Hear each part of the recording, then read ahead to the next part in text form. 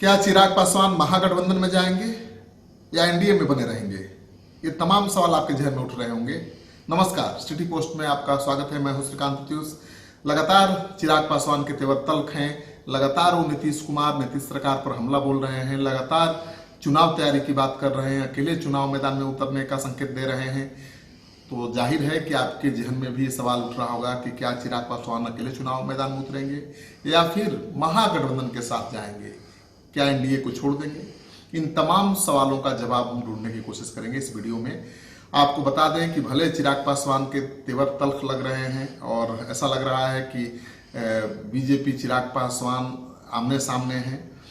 भले चिराग पासवान के तल्ख तेवर से बीजेपी के नेता संजय पासवान और सुशील कुमार मोदी के पलटवार से आपको ये लग रहा होगा कि चिराग पासवान एनडीए से अलग हो सकते हैं, लेकिन माजरा कुछ अलग है।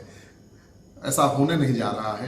दरअसल चिराग पासवान ने जब तेजस्वी यादव की तरह कोरोना संकट को देखते हुए चुनाव टालने की मांग की तो उनके ऊपर बीजेपी हमलावर हो गई। खासतौर पर बीजेपी के दो नेताओं ने हमला किया। संजय पासवान जो बिहार बीजेपी के विधान पार्षद हैं, दूसरे नेता हैं सुशील कुमार मोदी जो बीजेपी के सबसे बड़े नेता हैं। उन्होंने भी ट्वीट करके चिराग पासवान पर हमला बोल दिया और कुछ ही घंटे में तस्वीर बदल गई।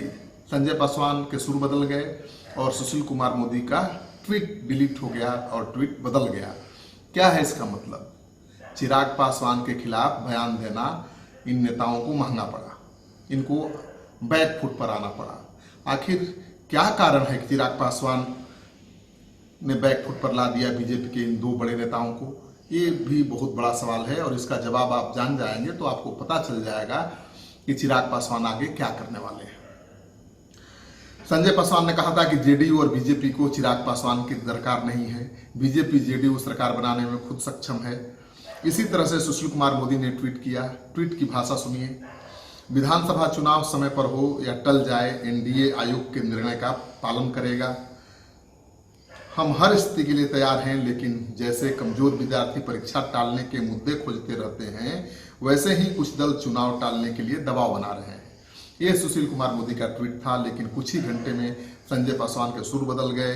वो रामविलास पासवान को देश के सबसे बड़े दलित नेता बताने लगे और वहीं सुशील कुमार मोदी ने अपना ट्वीट डिलीट कर दिया, नए सिरे से ट्वीट किया जिसमें उन्होंने सिर्फ आरजेडी पर हमला बोला। नए सिरे से ट्वीट किया, उसका भी मजमून आप जान लीजिए। लेकिन सबसे खास बात यह है कि सुशील कुमार मोदी ने अपना ट्वीट डिलीट कर दिया, जिस ट्वीट में उन्होंने चिराग पासवान और तेजस्वी यादव को निशाना साधा था। संजय पासवान ने अपना सुर बदल दिया। रामविलास पासवान की जरूरत नहीं है कहने वाले संजय पासवान रामविलास पासवान को देश का सबसे बड़े दलित नेता बताने लगे और जाहिर है कि अमित शाह चिराग पासवान को नाराज नहीं करना चाहते हैं। सूत्रों के हवाले से जो खबर आ रही है कि अमित शाह ने संज्ञान में लिया और उन्होंने दोनों नेताओं को फटकार लगाई या चेतावनी दी और उसके बाद संजय पासवान के सुर बदल गए, सुशील कुमार मोदी का ट्वीट बदल गया। जाहिर है कि अमित शाह चिराग पासवान को नाराज नहीं करना चाहते हैं या फिर चिराग पासवान का जो स्टैंड है वही बीजेपी का भी स्टैंड है। चिराग पासवान बीजेपी के साथ खड़े नजर आ रहे हैं। वो बार बार कह चुके हैं कि बीजेपी जो चाहेगी वही करेंगे। बीजेपी जिसे मुख्यमंत्री बनाना चाहेगी उसी का साथ देंगे और बीजेपी ने उनकी पार्टी के इंटरेस्ट को प्रोटेक्ट करने का आश्वासन भी दे दिया है, भरोसा भी दिलाया है। सूत्र ऐसा दावा कर रहे हैं। चिराग पासवान बीजेपी से नाराज होकर नहीं बल्कि बीजेपी की रणनीति पर काम करते हुए नजर आ रहे हैं। एलजेपी के नेता बिहार संसदीय बोर्ड के अध्यक्ष राजू तिवारी के बयान को आप सुन लेंगे जो सिटी पोस्ट पर हम लगातार दिखा रहे हैं।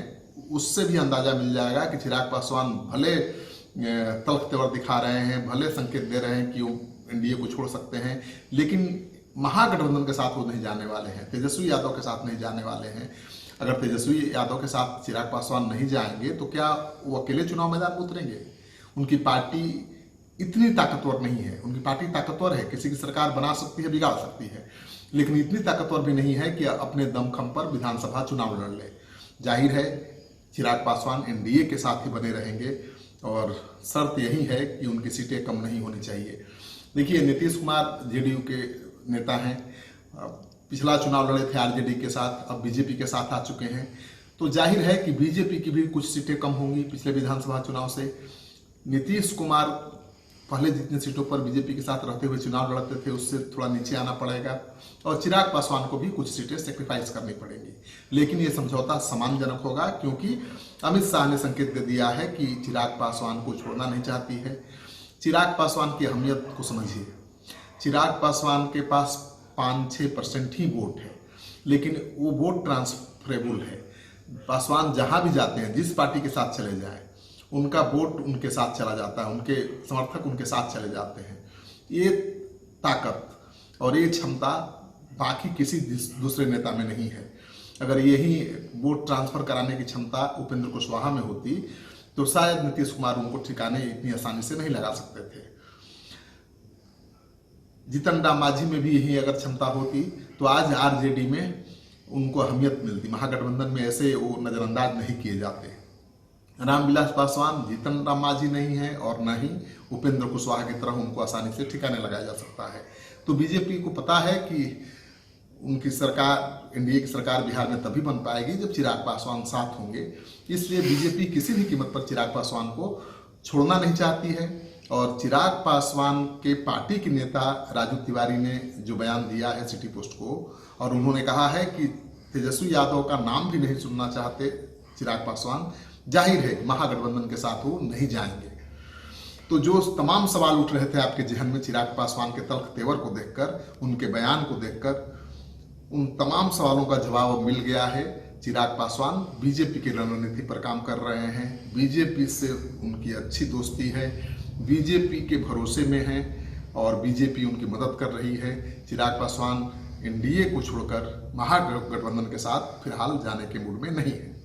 इस वीडियो को ज़्यादा से ज़्यादा लोगों के साथ शेयर करिए, ताकि लोगों को पता चले कि बिहार की राजनीति में जो कुछ दिख रहा है बाहर से, अंदर कुछ और है, बाहर कुछ और दिख रहा है। इसलिए खबर की तह तक सिटी पोस्ट जाता है, और तमाम पार्टी के नेताओं की नब्ज टटोलने के बाद आपके लिए इस तरह की खबर लाता है। आपका सहयोग समर्थन लगातार मिलता रहा है, इसे आगे भी बनाए रखिएगा। अगर आपने अब तक हमारा चैनल सब्सक्राइब नहीं किया तो कर लीजिएगा। आपका सहयोग समर्थन सिटी पोस्ट की टीम के लिए बहुत मायने रखता है।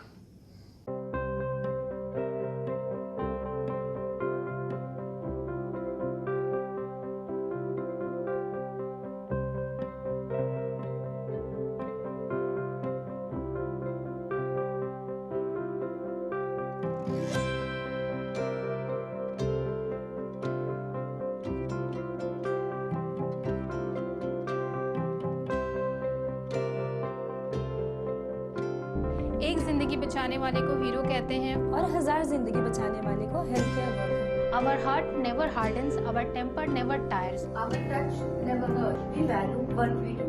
We at Paras work for cause, not for applause. Lockdown के समय, लॉकडाउन के बाद हम हैं आपके साथ।